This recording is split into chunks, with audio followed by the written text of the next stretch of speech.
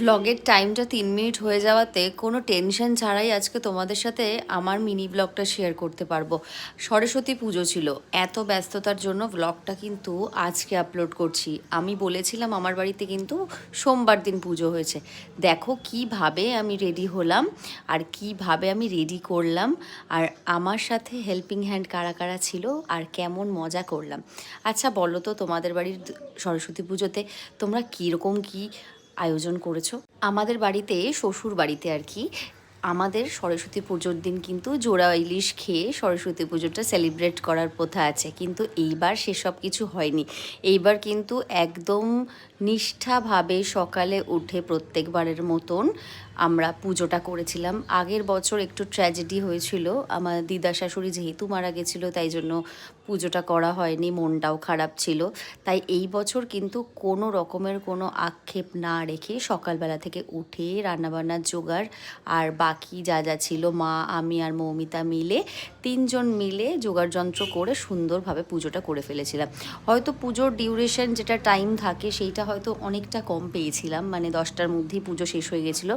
তাই জন্য আমরা পুরোহিতটাকে ডেকে ভালো করে পুজোটা করিয়ে নিয়েছিলাম। সবাই রেডি হয়ে সুন্দর করে অঞ্জলিও দিয়ে দিয়েছিল। ভীষণ মজা হচ্ছিল আসলে। আর একটু ছোট করেই ইভেন্ট করেছিলাম বাড়ির মধ্যে, যাতে সবাই এসে একটু লাঞ্চ করতে পারে, আর সাথে ডিনারেরও ব্যবস্থা করেছিলাম।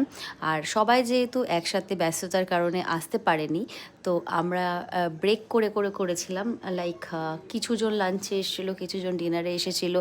আর ওয়েদারটা এত ভালো ছিল কি বলবো, এত গরম লাগছে, পাখা চালাতে হচ্ছে, আবার পাখা বন্ধ করে আবার মানে বসলে আবার গরম লাগছে, মানে মিক্স ফিলিং বিকেলের দিকে। তাই অ্যাজ ইউজুয়াল এত কাজকর্ম করার পর একটু জ্বর চলে এসেছিলো। ভাবলাম এ বাবা, বিকেল তো এখনও বাকি আছে, সবে তো 7:30 বাজে, আরও তো সবাই আসবে। খুব টেনশানে ছিলাম।